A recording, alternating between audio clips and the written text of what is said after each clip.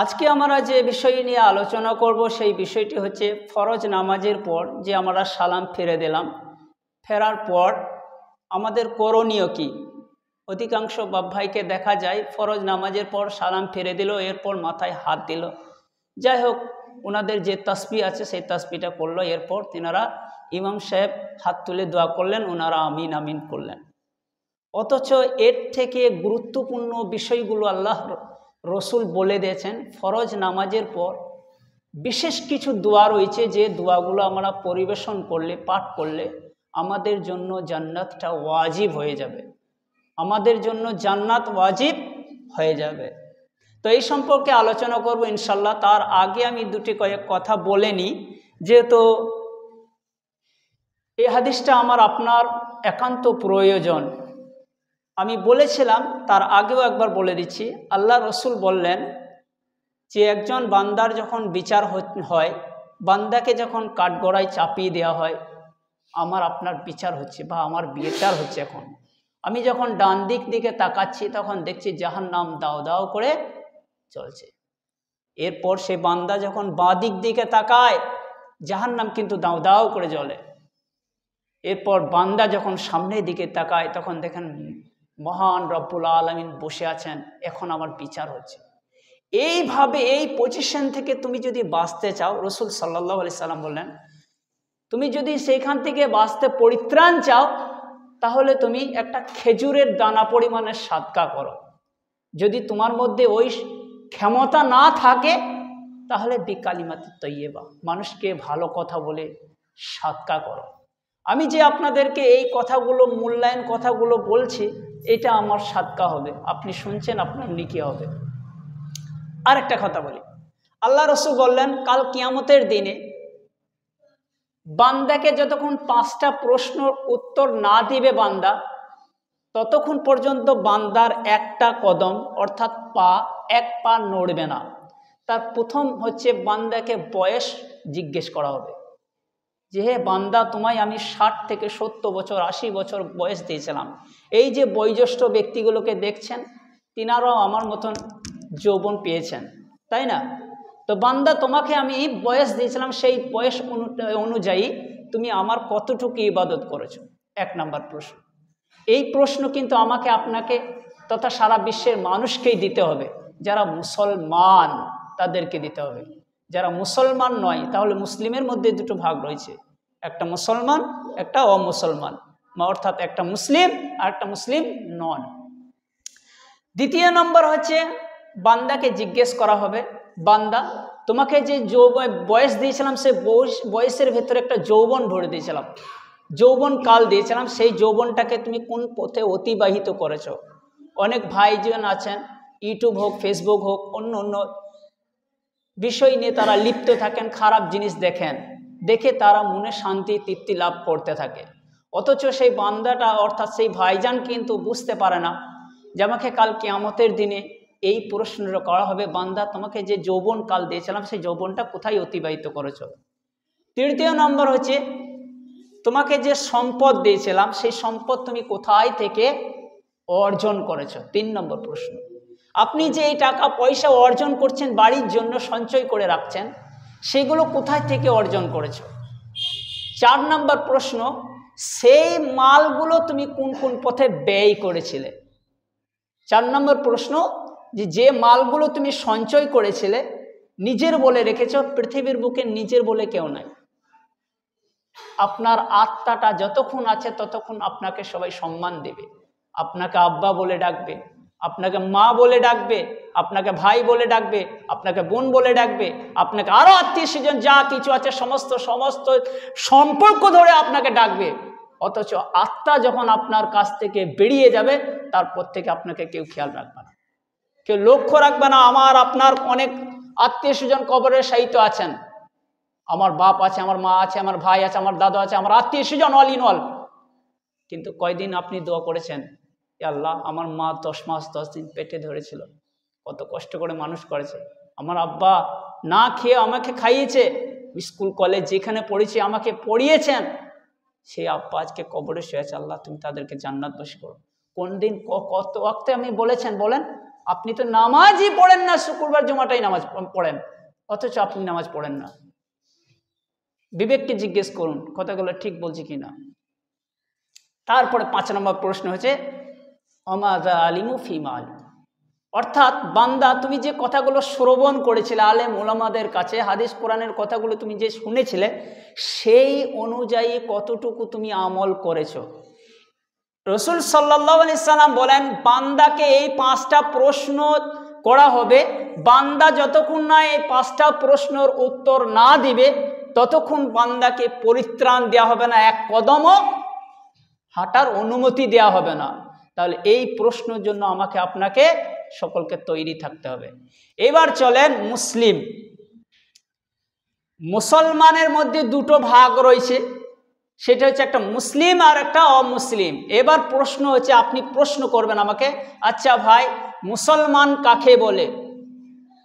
মূল কথায় চলে যাচ্ছি আমি। মুসলিম তারাই যারা নামাজ পড়ে, 5 ওয়াক্ত নামাজ পড়ে, তারাই মুসলিম। তাহলে যারা মুসলিম নন তাহলে তারা নামাজ পড়ে না, হিসেব কথা। তাহলে তাদেরকে করজোড়ে আবেদন জানাবো, আপনারা জুম্মার নামাজটাই শুধু পড়েন না, যেখানে থাকেন না কেন 5 ওয়াক্ত নামাজ পড়েন। নামাজের কত ফজিলত দেখেন। আল্লাহ রসুল বললেন, আবু দাউদে পেয়ে যাবেন, যে মহান রব্বুল আলামিন বলেন, মুহাম্মদ সাল্লাল্লাহু আলাইহি সাল্লাম, তোমার উম্মতের প্রতি আমি 5 ওয়াক্ত সালাতকে ফরজ করলাম, আর এই সালাতকে যদি তারা কন্টিনিউ পড়ে, আমি প্রতিশ্রুতি নিয়েছি, অঙ্গীকার করছি, তাদেরকে আমি জান্নাত দেবো। তাহলে এই সালাতকে যদি আপনি ঠিকঠাক ঠিক মোতাবেক পড়তে থাকেন তাহলে অবশ্যই আপনি জান্নাতে যাবেন।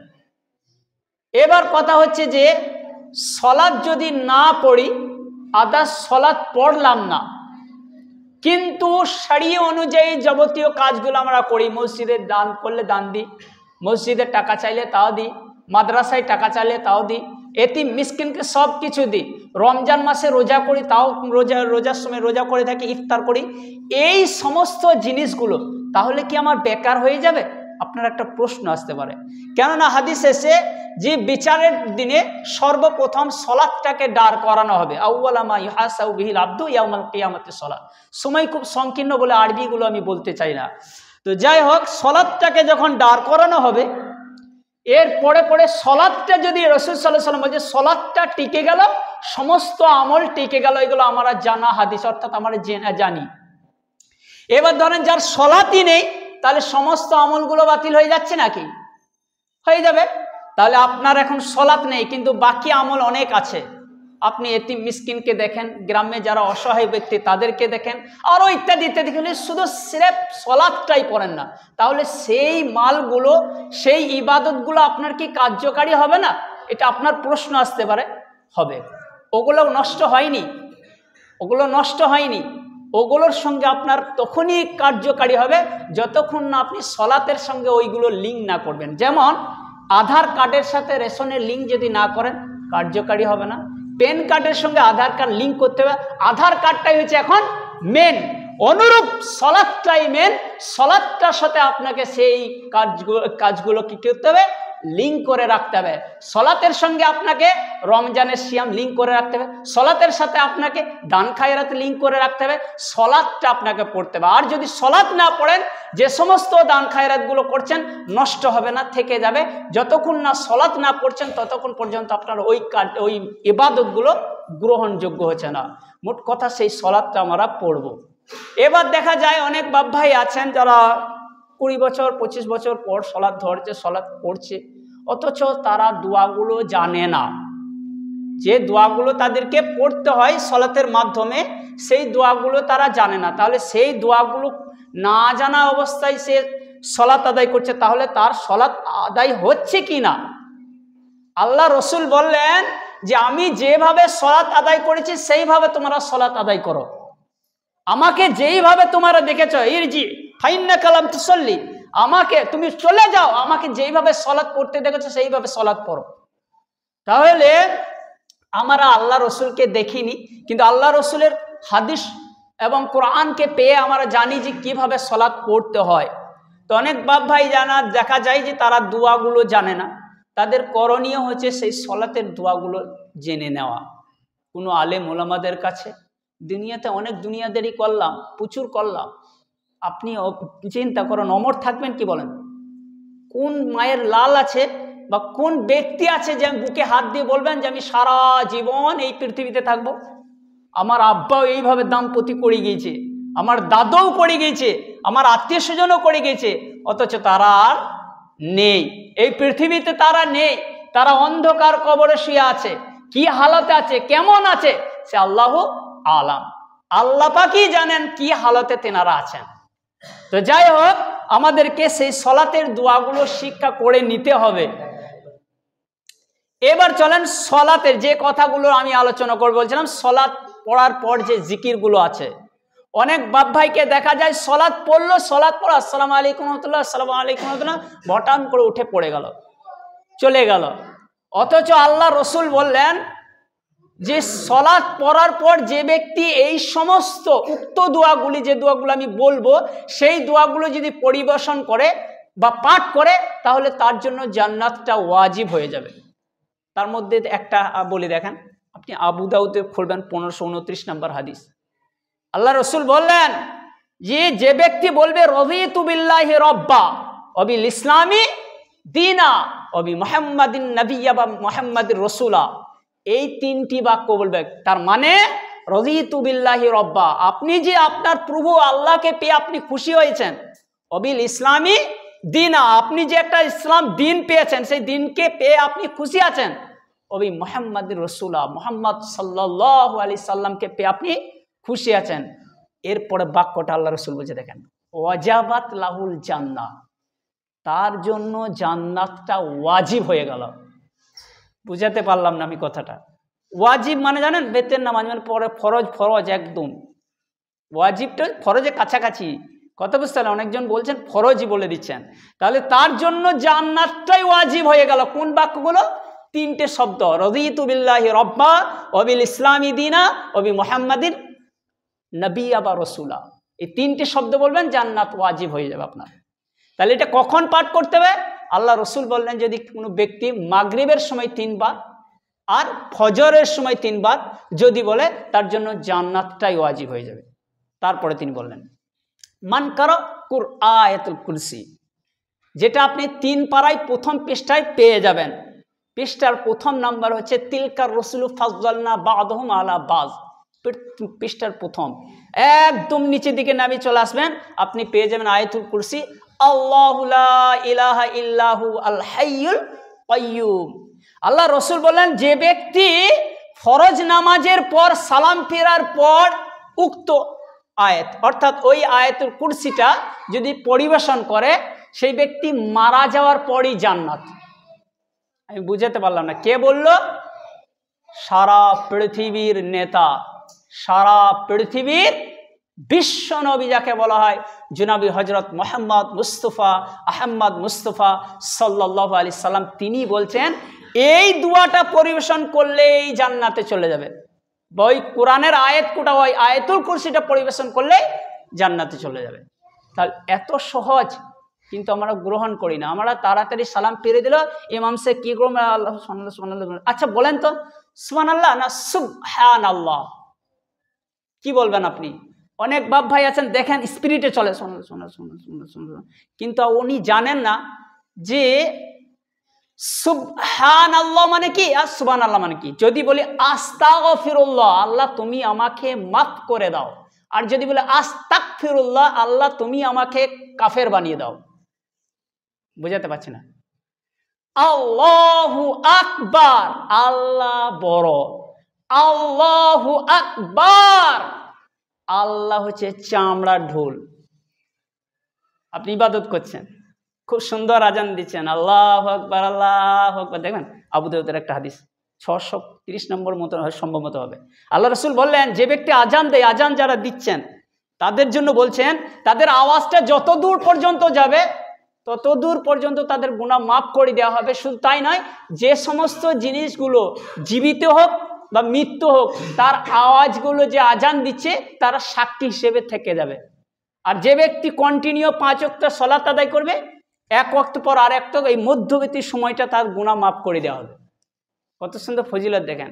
কিন্তু সেইগুলো কিন্তু শুদ্ধ হতে হবে, সেই সব বাক্যগুলো শুদ্ধ হতে হবে। আপনাকে যদি বলা হয় যে আশহাদু আন্না মুহাম্মাদার রাসূলুল্লাহ, এই শব্দটা যদি বলেন আশহাদু আন্না, আন্না না, আপনি বলছিলেন কি কথা? আশহাদু আন্না, আমি সাক্ষ্য দিছি, আন্না নিশ্চয়, মুহাম্মাদুর রাসূলুল্লাহ, মুহাম্মদ সাল্লাল্লাহু আলাইহি সাল্লাম আল্লাহ তাআলা প্রিয়ত বান্দা এবং রসুল। আর ওখানে যদি আপনি বলেন আন্না, তাহলে শব্দটা হয়ে যাচ্ছে কি জানেন? আমি নবী। আপনি সাক্ষী দিলেন প্রথমে যে মুহাম্মদ সাল্লাল্লাহু আলাইহি সাল্লাম আল্লাহর নবী, হ্যাঁ, আর আপনি বলছেন আন্না, এই নুনে আলিফ টেনে দিলেই মানেটা পরিবর্তন হলো। এই জন্য যেটুকু আমল করব আমরা সঠিকভাবে আমল করব। তো যাই হোক, চলেন আয়াতুল কুরসি। এই আয়াতুল কুরসির জন্য বললেন এটা কখন পড়ব? প্রত্যেক ফরজ নামাজের পর। এটা শুধু তাই নয়, যদি কোনো ব্যক্তি রাত্রে ঘুমানোর সময় উজু করলে একটা হেফাজতের ব্যাপার আছে, সারা রাত ফেরেশতারা দোয়া করবে। যদি সে নাও পারে তাহলে রাত্রে যখন শোবে সে যেন এই আয়াতুল কুরসি যদি পরিবেশন, আরও দোয়া আছে সেগুলোর মধ্যে যদি আয়াতুল কুরসিটা পড়ে, তাহলে দুইজন ফেরেশতা এসে তার জন্য দোয়া করতে থাকে। কতক্ষণ থাকে তারা? একদম ফজরের ওয়াক্ত পর্যন্ত থাকে। তো কতটা ফজিলত দেখছেন। এই আয়াতুল কুরসি পড়ে যদি কেউ বার হয়, মোটরসাইকেলে বলুন বা কোনো জায়গায় সফর করছেন, ততক্ষণ পর্যন্ত সে কার হেফাজতের মধ্যে থাকে। আয়াতুল কুরসি কত মর্যাদা আরও আছে। তো যাই হোক, আরও দোয়াগুলো বলবো বলে আয়াতুল কুরসিটা বলতে যাচ্ছি না। 3 নম্বর তিনি বললেন, যদি কোনো ব্যক্তি সাইয়্যিদুল ইস্তিগফার, আল্লাহুম্মা আনতা রাব্বি লা ইলাহা ইল্লা আনতা খলাকতানি ওয়া আনা আবদুকা ওয়া আনা আলা আহদিকা ওয়া ইদিকা মাসতাতাতু আউযু বিকা মিন শাররি মা সানাতু আবুউ লাকা ইলা আখিরে দোয়া। আমি অতটা বলছি না। তো এই দোয়াটার জন্য আল্লাহ রসুল বললেন, যে ব্যক্তি এই দোয়াটা পরিবেশন করবে ফরজ নামাজের পর, মাগরিব এবং ফজরের নামাজের পর, মাগরিব আর ফজরের নামাজের পর, তাহলে সেই ব্যক্তি মারা যাওয়ার পরই জান্নাতে চলে যাবে। কি রকম জান্নাতে যাবে দেখেন কেমন। আল্লাহ রসুল বললেন, মাগরিবের সময় সেই ব্যক্তিটি যদি অন্তরে একবার বিশ্বাস রেখে বলে আল্লাহুম্মা আনতা, হে আমার রব, তুমি আমার প্রতিপালক, খলাকতানি, তুমি আমাকে সৃষ্টি করেছ, ওয়া আনা আবদুকা, আমি তোমার বান্দা, এইভাবে যদি সে বলতে থাকে, বলার পর মাগরিবের সময় বলল, মাগরিব থেকে নিয়ে ফজরের ওয়াক্ত আসার আগে আগে যদি সেই ব্যক্তি মারা যায়, পৃথিবীর কোনো ব্যক্তি নাই তাকে আটকিয়ে দিব, জান্নাতে যাবেই যাবে। কে বলল কথাটা? রসুল সাল্লাল্লাহু আলাইহি সাল্লাম বলছেন। এরপর সে ফজরের সময় যদি সেই ব্যক্তিটা আবার সেই বলে আল্লাহুম্মা আনতা রাব্বি লা ইলাহা ইল্লা আনতা খলাকতানি, এই দোয়াটা সে পরিবেশন করলো, ফজর থেকে নিয়ে মাগরিবের ওয়াক্ত আসার আগে আগে যদি মারা যায়, তাহলে সে জান্নাতে চলে যাবে। বুঝতে পারছেন? নামাজ পড়ার পরই আপনাকে জান্নাতটা খুলে রেখে দিয়েছে, কিন্তু যাওয়ার আমাদের পজিশন জানা নেই। আমি সব কর্ম করছি, কিন্তু করে আর করে যে কর্মগুলো আমার কাজে লাগবে, সেই কাজে লাগার জিনিসটাই আমার জানা নাই। আপনি উজু করছেন না, আল্লাহ রসুল বলছেন, যে ব্যক্তি উজু করলো, একদম সহি সালামতে উজু করে নিল, উজু করে নেওয়ার পর উজু শেষের দোয়া, এই দোয়াটা যে পড়বে তার জন্য জান্নাতের 8টা দরজা খুলে দেওয়া হবে। কিন্তু অথচ আমরা উজু করার সময় সে হড়ুক বড়ুক, মারামারি, এদিক সেদিক, হ্যান ত্যান, আরো কত রকমের কথা লাগিয়ে দিই উজু করতে করতে। আর ওই উজু অবস্থায় আমি যদি দোয়া করি, আল্লাহকে যদি বলি, আল্লাহ এই হাতকে কাল কিয়ামতের দিনে সাক্ষী লেগে শুনেছি আলেম ওলামাদের কাছে, তুমি এই হাতকে তুমি রহম করো, আমার প্রতি রহম করো, দয়া করো। সবসময় আল্লাহ রসুল বলতেন, আল্লাহুম্মা গফিরলি, আল্লাহ তুমি আমাকে মাফ করে দাও, ওয়ারহামনি, আমার প্রতি রহম করো, ওয়ালহিকনি বিরফিকিল আলা, ভালো লোকের সাথে আমাকে শামিল করে দাও। দেখবেন আয়েশা বলছেন, আল্লাহ রসুল এবার মারা যাবেন, তখন আল্লাহ রসুল অপর দিকে হাত তুলে বলছেন, আল্লাহুম্মা গফিরলি, আল্লাহ আমাকে মাফ করে দাও, ওয়ারহামনি, আমার প্রতি রহম করো, ওয়ালহিকনি বিরফিকিল আলা, আমাকে ভালো লোকের সাথে শামিল করে দাও, যারা জান্নাতবাসী আছে তাদের সাথে। অথচ সারা পৃথিবীর নবী, যার সামনে এবং পিছনের গুনাহ মাফ ছিল, যে জান্নাতটা দেখিয়ে এসেছে, যে জান্নাতটা একদম ঘুরে জান্নাত জাহান্নাম দেখিয়ে এসে তিনি বায়ান করেছেন, সেই নবী মৃত্যুর সময় আল্লাহর কাছে ক্ষমা চাইছে। আর আমার মাথা থেকে পা পর্যন্ত পাপে পূর্ণ হয়ে গেছি, অথচ আমি কোনোদিন বলতে পারি না আল্লাহ মাফ করে দাও, রব্বি হে আমার প্রতিপালক আজনাবতু আমি পাপ করেছি, ফাগফিরলি আমাকে মাফ করে দাও। ক্বাল আল্লাহু তাআলা আলিমা আবদি, আমার বান্দাটা জানে যে ওর একজন প্রতিপালক আছে, আন্না রাহু রব্বান, ওর একটা প্রতিপালক আছে। এই বিশ্বাসটা কি আমার বান্দার আছে? এই ইয়াকিনটাই আমার মধ্যে নাই। এই শুনলাম এখন মনে হচ্ছে না নামাজ পড়বো, সব করবো না, মসজিদ থেকে বেরিয়ে গেলে আসর নামাজ নাই, কিচ্ছু নাই, মুসলিম নামেই আমরা মুসলিম। আমরা কীরকম জানেন, রাগ করবেন না, এখানে যদি আমার বাপ থাকতো কথাটা আমাকে বলতে হতো।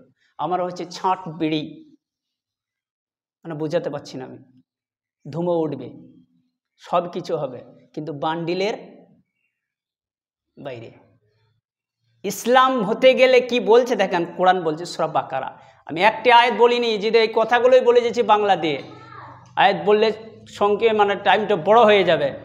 তিনি বললেন ইয়া আইয়ুহাল্লাযীনা আমানু দুখুলু, ইয়া হচ্ছে হরফের নিদা, ডাকা, হে পৃথিবীর মানুষ, আমানু দুখুলু যারা ঈমান এনেছো তোমরা ঢুকে যাও, ফিস-সিলমি কাফা, ইসলামের ভিতরে পুরোপুরি ঢুকে যাও, ওয়ালা তাত্তাবিউ খুতুওয়াতিশ শাইতান, আর তোমরা ইত্তিবা অনুসরণ করো না শয়তানের। কেন? ইন্নাহু লাকুম আদুউম মুবিন, নিশ্চয় শয়তান তোমার হচ্ছে খুল্লাম দুশমন। এই আয়াতটা আমি কি বুঝলাম, আমি আপনি কি বুঝলাম, যে ইসলামের ভিতরে ঢুকতে গেলে পুরোপুরিটা ঢুকতে হবে। যেমন মশারি টেঙেছি, রাত্রে মশারিতে আমাকে কামড় দেয়, মশারি টেঙেছি মশার কামড় থেকে আমার বাঁচার জন্য, তাহলে আমি যদি ইচ্ছা করি যে মশারির অর্ধেকটা আমার এই দেহর অর্ধেকটা মশারির বাইরে রাখবো আর অর্ধেকটা মশারির ভিতরে রাখবো, আচ্ছা হবে কি গো, কামড়ে দিবে না? তো এইরকম ভাবে যদি আমরা ইসলামের অর্ধেকটা বাইরে থাকি অর্ধেকটা এই ধারে থাকি, হবে? অনেক ভাই দাড়ি রেখেছেন কিন্তু এটা ফ্যাশন। আচ্ছা বলেন তো এটা কার দাড়ি? ইহুদি দাড়ি, ইহুদি খ্রিস্টান দাড়ি। ইহুদি কেমন জানেন? বলবো কেমন, দেখবেন আপনি লজ্জা পড়ে যাবেন। তো যাই হোক, আপনি আমার বড় ভাই, ওই জন্য আমি আপনাকে শ্রদ্ধা করি, সম্মান চোখে দেখি। আর বিশেষ করে শ্রীখণ্ড যুবক ছেলেদের লেগে আমি নাম করি, যাকেই যাই যেই যাই ওখানে আমি আত্মভক্তি করি। কেন? আমাকে খুব পছন্দ, মানে খুব ভালো লাগে যে তরুণদের যে একটা করণীয় আছে, যুব সমাজের করণীয়। দেলোয়ার হোসেন সাঈদীর একটা লেখা বই তাফসিরুল কোরআন বলে একটা বই আছে, ওই কোরআন বইটাতে তাফসিরুল কোরআনে পেয়ে যাবেন যুব সমাজের করণীয়। সেই করণীয় মধ্যে আপনাদের কিছু গুণ আছে, আপনাদের এই ভাইদের আমার গুণ আছে। এই জন্য বলছি ভাইরা আমার, সোনারা, আপনারা যে সমস্ত দাড়িগুলো রাখছেন ছেড়ে দেবেন। দাড়ি যে রাখতেই হয়, কাটবো কেন? আর এই যে ছেঁটে ছুটে একটা প্লেস করে এইখানে একটা রাখছে, এখানে কেটে ওখানে কেটে এখানে কেটে, এগুলো কি বিরাট কোহলি না অন্য কোহলিদের? যাই হোক, আল্লাহ আমাদেরকে মাফ করুক, আল্লাহ আমাদের ক্ষমা করুক। কেননা জানেন, হাদিস বলে দেখেন, আল্লাহ রাসূল বললেন যে কুল্লু উম্মাতি ইয়াদখুলুনাল জান্নাতা ইল্লা মান আবা, কুল্লু সমস্ত উম্মাত মানে আমার উম্মতরা, ইয়াদখুলুনাল জান্নাহ, দাখালা ইয়াদখুলু মানে প্রবেশ করবে, সমস্ত উম্মতরা আমার প্রবেশ করবে জান্নাতে, ইল্লা মান আবা, তবে তারা নয়, তবে তারা নয়। আল্লাহ রসুল বললেন, আল্লাহ রসুলকে জিজ্ঞেস করি, ইয়া রাসূলুল্লাহ ইল্লা মান আবা, তারা নয় কারা? কারা এই মদিনা মক্কায় আপনাকে অস্বীকার করে? তখন আল্লাহ রসুল বললেন, মান আতাআনি দাখালাল জান্নাহ, যারা আমার ইত্তিবা করে, অনুসরণ করে। আচ্ছা বলেন তো ভাই, আপনি দাড়িটা রেখেছেন ছোট্ট ছোট্ট, কার অনুসরণ করছেন? এটা আল্লাহ রসুলের অনুসরণ না কার রসুল? তো বলছে যারা আমার অনুসরণ করে তারাই জান্নাতে যাবে। ওমান আসানি ফাকাদ আবা, যারা আমার অনুসরণ থেকে বিরত থাকে তারা কিন্তু যাবে না। তাহলে সেই অনুসরণগুলো আমাকে করতে হবে, ইনশাল্লাহ আমরা করবো তো ইনশাল্লাহ। আজ থেকে নিয়ত রাখেন, কেউ কাউরি নয়, কেউ কাউরি নয়। দেখবেন আপনি চলেন সূরা মারিজ 70 বা 69 নম্বর সূরা, ইবাসসরুনাহুম ইয়াদুল মুজরিমু লাউ ইয়াফতাদি বিহি ইয়াউমা ইযিন বিবানি, যখন কোনো ব্যক্তিকে বলে দেওয়া হবে কিয়ামতের দিনে তুমি অপরাধী, অপরাধীকে অপরাধ বলে গণ্য করে দেওয়া হলো, সে বলতে থাকবে আল্লাহ আমার স্ত্রীকে আমার ভাইকে দিয়ে আমাকে পরিত্রাণ দেওয়া যাবে না? দেখছেন, যে ভাই যে স্ত্রীর জন্য সব কিছু করছে তাকে আল্লাহর কাছে ঘুষ দিতে চাইছে যে তাদেরকে দিয়ে আমাকে বাঁচিয়ে দাও। শুধু তাই নয়, অমান ফিলার যে জামিয়া, জমিনে যা আমার কাছে ছিল, যারা আমাকে বসবাস করতে দিয়েছিল তাদেরকে সবাইকে দিয়ে দিচ্ছি, আমাকে বাঁচিয়ে দাও। কোথায় থেকে? জাহান্নাম থেকে। আরেকটা দেখেন, ওয়ালা মাদরিমা সুরাল হক, ওয়ালা মাদরিমা হিসাবিয়া, সে বলতে থাকবে আল্লাহ আমার যদি মৃত্যুটাই সম্পূর্ণ হয়ে যেত, এই হিসাব পত্র না হতো, ইয়া লাইতাহা কানাতিল কাজিয়া মা আগনা আন্নি মালিয়া, হায় হায় হায় আফসোস, যে মালগুলো ছিল সেগুলো তো আর কোনো কাজই লাগলো না। হালাকা আন্নি সুলতান মা আগনা আন্নি মালিয়া, হালাকা আন্নি সুলতানি, আমার যে ক্ষমতা ছিল সে ক্ষমতাটাও কাজে লাগলো। আল্লাহ বলবে খুজুহু ফাগুল্লু, তাদেরকে ধরো, পাকড়াও করো, সুম্মাল জাহিমা সল্লু, তারপর জাহান্নামের মধ্যে নিক্ষেপ। তাহলে কি দাম আছে? নামাজ পড়ুন, 5 ওয়াক্ত নামাজ পড়ুন, যে সমস্ত দোয়াগুলো করণীয় বা গ্রহণযোগ্য সেই দোয়াগুলো আমরা পরিবেশন করবো ইনশাআল্লাহ। এরপর আল্লাহ রাসূল বললেন, যে ব্যক্তি, এবার সাইয়্যিদুল ইস্তেগফারটা বলে দিলাম যে মাগরিব এবং ফজরের সময়। আর একটা তিনি বললেন, যে ব্যক্তি ফরজ নামাজের পর বলবে আল্লাহুম্মা গফিরলি, আল্লাহুম্মা ইন্নী আউযু বিকা মিন আযাবি জাহান্নাম ওয়া আউযু বিকা মিন আযাবিল কবরি ওয়া আউযু বিকা মিন ফিতনাতিল মাসিহিদ দাজ্জাল ওয়া আউযু বিকা মিন ফিতনাতিল মাহইয়া ওয়া মামাত। আয়েশা থেকে বর্ণিত, তিনি বলছেন আল্লাহ রসুল ফরজ নামাজের পর এই 3টি দোয়া না বলে উঠতেন না। তার মধ্যে থেকে একটা দোয়া এটা, যে আল্লাহ তুমি আমাকে কবরের আযাব থেকে বাঁচাও। কবরের আযাব, কবর কেমন জিনিস, সেখান থেকে তুমি আমাকে বাঁচিয়ে নাও। সবাইকে যেতে হবে, আমাকে আপনাকে সবাইকে যেতে হবে। আজকে যদি মারা যান, আপনার নাম আর বলবে না যে অমুক ভাই মারা গেছে, আপনাকে বলা হবে না সাহাবুদ্দিন ভাই মারা গেছে, মাইকে আপনার নাম ডাকা হবে, যেহেতু নাম ডাকা বিদআত বলে আমরা ডাকি না, কিন্তু অথচ আপনাকে পাড়া প্রতিবেশী সকলেই সবাই বলতে থাকবে যে লাশটা কখন আনা হবে বা লাশটার জানাজার কখন হবে। আপনাকে যত কোটিপতি লোক হন না কেন, আপনাকে আর নাম ধরে ডাকা হবে না, যে লাশ। তাহলে সেই কবর আমাকে যেতে হবে। আল্লাহ রসুল বলছেন আল্লাহ তুমি আমাকে কবরের আযাব থেকে বাঁচাও, আল্লাহ আমাকে দুনিয়ার মানে আখেরে আযাব থেকে বাঁচাও, আল্লাহ আমাকে সমস্ত ফিতনা থেকে আমাকে বাঁচিয়ে দাও, দাজ্জালের ফিতনা থেকে আমাকে বাঁচিয়ে দাও। অথচ আমরা এই দোয়াগুলো পরিবেশন করি না। ইনশাআল্লাহ আজ থেকে আমরা সেগুলো পরিবেশন করবো, একটা ভালো আলেম ওলামার ব্যক্তিকে নিয়ে সেগুলো আমরা মুখস্থ করবো। এখন অনেক শিক্ষার অনেক বয়স আছে আমাদের, অনলাইনে হোক বা কোনো আলেমকে দিয়ে হোক। আমার ছেলেটাকে পড়াচ্ছি, টিউশনি পড়াচ্ছি 200 টাকা দিয়ে, অথচ একটা মাদ্রাসা তালবে ইলমকে না বা একটা কোনো ব্যক্তি ভালো ব্যক্তিকে দিয়ে আমি 200 টাকা দিয়ে কোরআন মাজিদ পড়াতে পারছি না।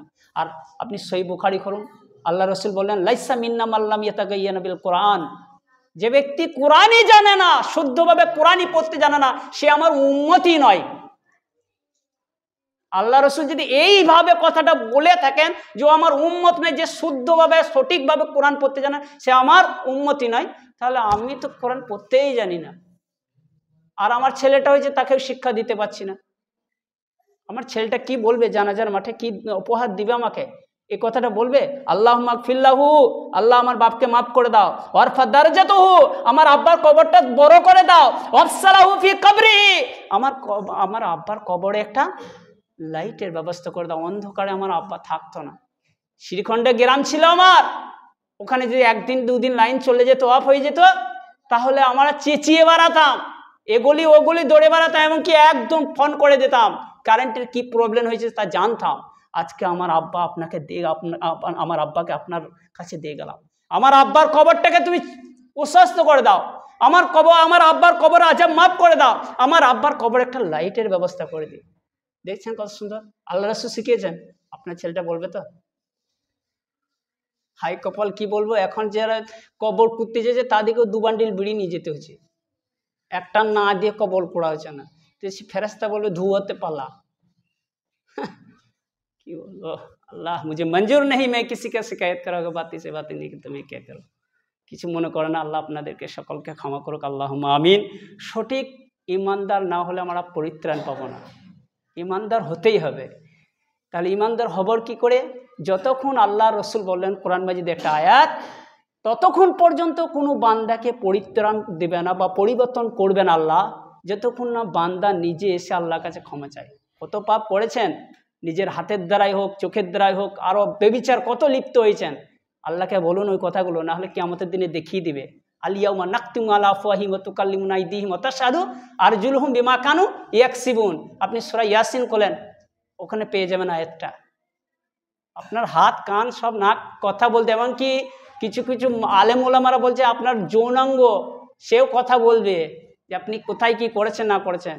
সেখানে আমার মা বাপ ভাই বোন আত্মীয় স্বজন সবাই থাকবে, আপনি কি লজ্জায় থাকবেন ওখানে? ফাটাল পেলে ঢুকে চলে যাবেন আপনি।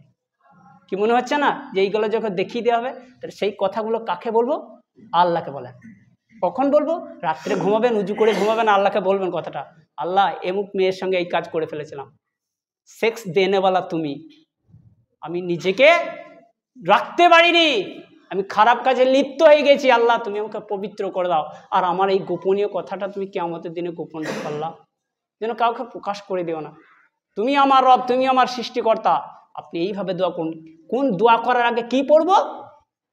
আপনি ইসমে আজম পড়েন, আল্লাহুম্মা ইন্নী আসআলুকা বিআন্নী আশহাদু আন্নাকা আনতাল্লাহ লা ইলাহা ইল্লা আনতাল আহাদুস সামাদুল্লাযী লাম ইয়ালিদ ওয়া লাম ইউলাদ ওয়া লাম ইয়াকুল লাহু কুফুয়ান আহাদ।